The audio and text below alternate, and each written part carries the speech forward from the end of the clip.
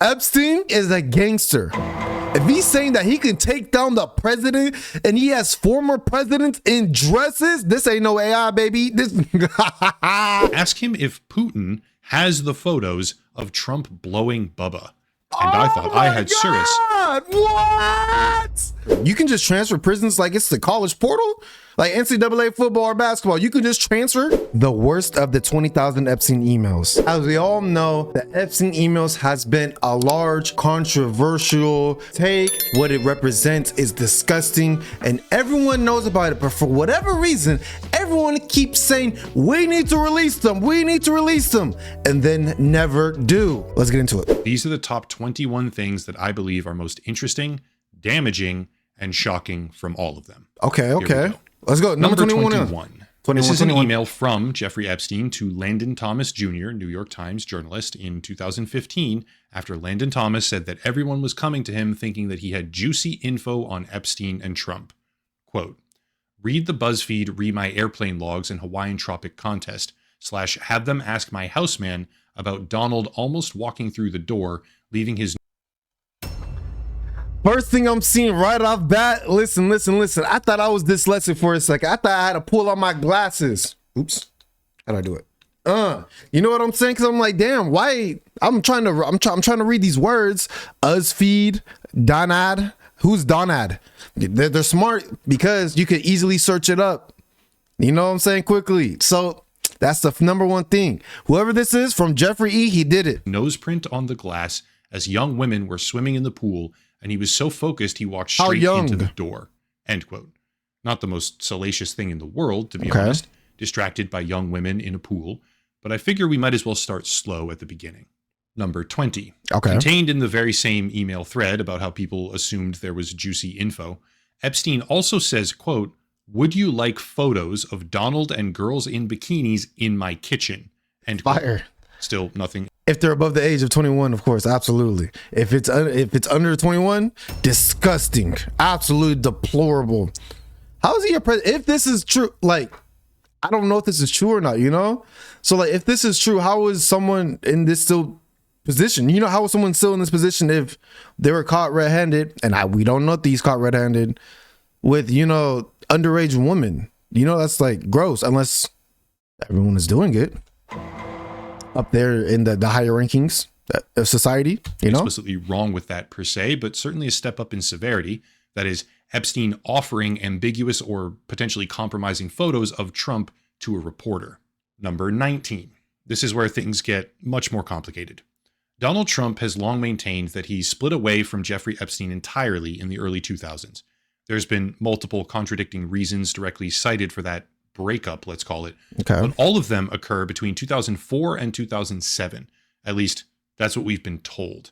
In an email thread from an unknown redacted sender as of 2017, a visitor was on their way to Epstein's house, notably the second floor of Epstein's house, which is where prominent victim Virginia Giuffre specifically indicated the massage tables were, and the bedrooms with cameras were documented in evidence photographs. See, this is another problem with having too much money, because a lot of people like Jeffrey Epstein, who has like, bro, just like an insane amount of money, bro, you get bored and you start doing weird ass shit like this, playing with little girls. That's insane, bro. That's disgusting, you know? AKA the place where abuse occurred. This unknown person went to meet him as part of an exchange where they ask for a door code while Epstein And how do you get redacted? Why is this person special? Let me know in the comment section. Why is this person so special that their name gets redacted? House is more private for a meeting. And then suddenly, quote, I'm at the door, but I will wait for my time. I don't want to come early to find Trump in your house, end quote. And keep in mind, this is 2017, nearly a decade after the two had supposedly parted ways. Number 18. This is an exchange allegedly between Steve Bannon and Jeffrey Epstein. Reading, quote, from Epstein, Prince Andrew and Trump today. Too funny. Bannon. Recall Prince Andrew's accuser came from Mar-a-Lago. Further down, can't believe no one is making you the connective tissue, referring to Epstein. To which Epstein then replies, F and B only, end quote. What does that seemingly mean? speaking in code, I guess. Yeah. I'm not entirely sure what to make of that one, but I certainly thought it was interesting. That's very Number interesting. 17. This Because is we'll never know what it actually meant. It could have been some crazy stuff that could have really connected the dots to some other things, you know? an exchange between Kathy Rumler, former White House counsel to Barack Obama, and Jeffrey Epstein in 2014. Quote from Epstein: "You need to talk to boss," Rumler responds. "Agreed, but I need to be prepared to say yes before I talk to him." Epstein again: "Understood. It comes down to high risk/reward, low risk/reward, professional, emotional, and financial." After which Rumler responds, "Most girls do not have to worry about this crap." Epstein says, "Girls? Careful, I will renew an old habit." After which he lists off some of the world's most powerful businessmen and politicians, saying, "You are a welcome guest at any. Also, if you think there are interesting people in town, everyone here for Climate Summit, Clinton, Security Council, holy shit, I'm on or next 30 minutes, end quote. One thing I should mention right now before going further, these emails are absolutely full of typos. Epstein and multiple of the people that he regularly corresponded with had precisely zero regard for proper grammar. Dude, I disagree with that. I disagree with that. I disagree with that. I think they're doing that on purpose. So you can't quick search it. You're going to have to really dig in these emails to find it. Like this guy, this YouTuber who's doing a phenomenal job. You know what I'm saying? But they did that shit on purpose. They're not, because if typo, no, I didn't mean that now. I didn't mean that. No, UzFeed. You know what I'm saying? They know exactly what they're doing. So if it sounds like near gibberish at times, that's just what the emails and the thing is, it's going to be near gibberish for us because we're not in the inner circle and we don't know exactly what they're talking about. You feel me? But the people that know, they know. Anyway, careful, I might renew an old habit in reference to girls is certainly a little bit suspect when it comes to the most prolific abuser in human history. Number 16. This is another exchange between Rumler and Epstein on a thread titled "Donald Trump's High Crimes and Misdemeanors." Rumler says, quote, "It makes no difference whether it was his money. Issue is failure to disclose. Plus, fact that he has lied his ass off about it makes clear that he knew it was illegal." To which Epstein responds, "You see, I know how dirty Donald is. My guess is that non-lawyers, New York biz people have no idea what it means to have your fixer flip," end quote. That particular thread is probably about the criminal cases that Trump faced in New York, presumably. Yeah, and the fixer. The fixer is someone where you get stuff from. You know what I'm saying? So if the fixer flipped, that sounds like someone snitched. The fixer snitched. You know what I'm saying? They flipped on them. Or even if they didn't snitch, they're like, all right, well, I'm not going to, whatever I'm supplying you with, whatever I'm fixing you with, you're not getting that no more. Presumably. But the idea of Jeffrey Epstein saying, "I know how dirty Donald is," should make even the most devout supporters raise an eyebrow. Just to hammer that point home, number 15 is an exchange between Larry Summers and Jeffrey Epstein in which Epstein says, quote, "Recall I've told you I have met some very bad people, none as bad as Trump. Not one decent cell in his body. So yes, dangerous," end quote.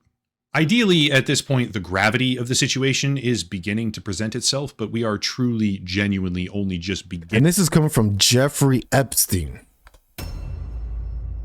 owner of Epstein Island. To scratch the surface of how bad this is getting. Number 14. This is another chain between Epstein and a redacted correspondent, which says, quote, "It will all blow over. They're really just trying to take down Trump and doing whatever they can to do that." To which Epstein replies, "It's wild because I am the one able to take him down." And that's why when he was in the prison cell, he, quote unquote, hung himself. You know what I'm saying? Quote. Let me pose a question here. Why is it that Epstein, at the end of 2018, shortly before he was arrested the second time, I just said died under suspect circumstances, why is it that he's explicitly saying, "I'm the one able to take him down," about the sitting president of the goddamn country? Yeah, that's crazy. Just food for thought. Now for an even crazier one. Number 13. How many people remember this right here? The weird Bill Clinton painting that Epstein had with a blue dress and red high heels? Painting? That nigga, they took a picture of him. The artist took a picture of him, had it on a Polaroid, and said, and then put on his best Jean Basquiat or Donatello or D'Angelo. or whoever the other painters are. You know what I'm saying? This is a crazy picture. No, this is real. Anyone? Okay, well, keeping in mind that this painting was owned by Epstein and hanging in his Manhattan home, let's take a look at this. Bro, I'm not gonna lie to you. Epstein is a gangster, or was a gangster. He's alive or unalive, right? He is a gangster.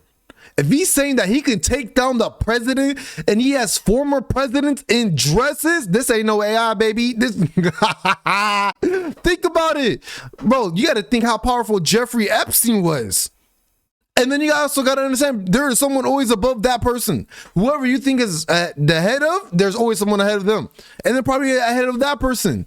Think about it. This particular email thread between Jeffrey Epstein and Mark Epstein, his brother, in 2018, which says, quote, "How are you doing? All good, Bannon with me. Ask him if Putin has the photos of Trump blowing Bubba." And I thought I had Cirrus. What? What? He's gay for pay? Are you that nigga was on drugs, gang? What the fuck, bro? Is this real? Is it no? There's no way this is real. Donnie can make a remake of the movie Get Hard. There's no way this is real. End quote. For the sake of clarity right now, just in case anybody didn't pick up on this, he doesn't say if Putin has photos. He says if Putin has the photos, implying their definitive existence. And Bubba, by the way, is one of Bill Clinton's nicknames.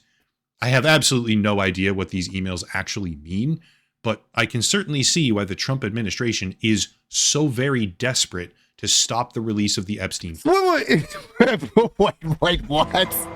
So his cabinets, his people, right? His cabinets, the space cadets or whatever, they know about this? And so if he was doing illegal things and they know about it, how come nothing has happened? I'm so confused. How do laws work? I'm stupid, guys. I don't know. How do laws work? This is a nightmare for them. Number 12. Is it that was only 13? But is it kind of like a rules for thee but not for me type of situation? Email from Michael Wolf, quote, "There's an opportunity to come forward this week and talk about Trump in such a way that could garner you great sympathy and help finish him. Interested?" End quote. Number 11. This one is with Linda Stone in September of 2015 and says, quote, "Wondering if the fact that so many people are on antidepressant, ADHD, and other drugs is what makes Trump appealing and his flaws invisible. Will you have a cabinet position?" She's asking Jeffrey Epstein if he'll have a fucking cabinet position with Trump in 2015.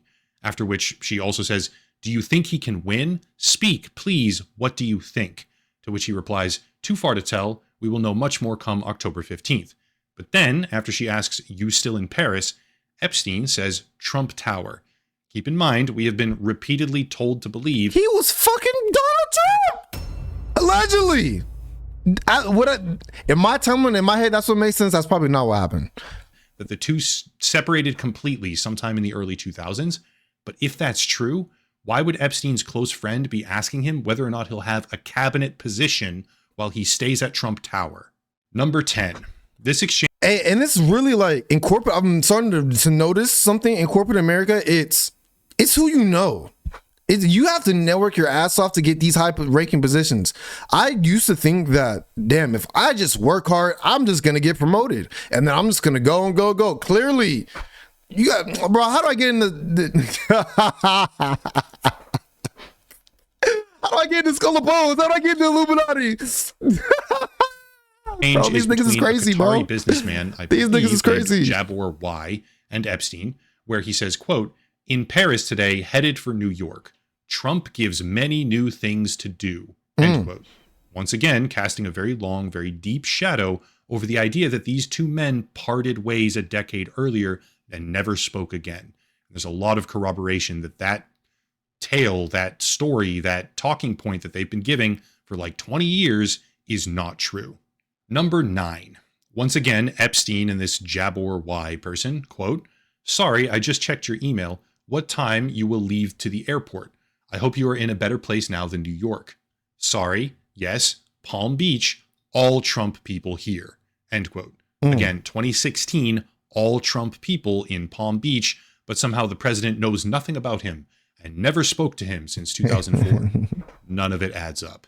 Number 8. Nothing this ever is will. between Epstein and Tom Barrack or Tom Barack, however you say that. Closely connected fundraiser and senior advisor to Trump's campaign. Just keep that in mind. This thread is from 2016. Quote, "Hope you are well. Photos look good. FYI, I receive many calls a week about both Donald, beauty contest, Mar-a-Lago, etc., and Clinton from reporters. Less so recently with Clinton, but my answers are always, I have nothing to say, or I try to ignore altogether. A few times I've been ambushed on the street with questions, but I am more careful now." Followed by, "Send photos of you and child. Make me smile." Sure, that could be innocent. Send a few wholesome family photographs, but A, this is Jeffrey Epstein that we're talking about right now, and B, this is communication about Epstein refusing to answer incriminating questions between him and Trump's own senior advisor in 2016. Damn. 7. So they knew about the plague because he said he got arrested in 19 or 2020. So they knew the plague. Damn. So people be knowing. Bro, it seems like it's all just a game. Like they just literally tell the news whatever they want. That's the thing. What the fuck? Good old Landon Thomas comes back around here with an email exchange that appears to be warning Epstein, reading, quote, You know, sometimes I'm starting to think like, as everything is like shattering, it seems like the entire world is just shattering right now. Bro, what if we're just living in a simulation? is digging around again. Not clear if it's another book or expanded paperback version. Was asking me all sorts of questions about why you hired Ken Starr. Who's that? I told him I had no idea. I think he is doing some Trump-related digging too. Anyway, for what it's worth. End quote. Why on earth is a New York Times journalist warning Jeffrey Epstein and giving him a heads up that someone is looking into him and Trump?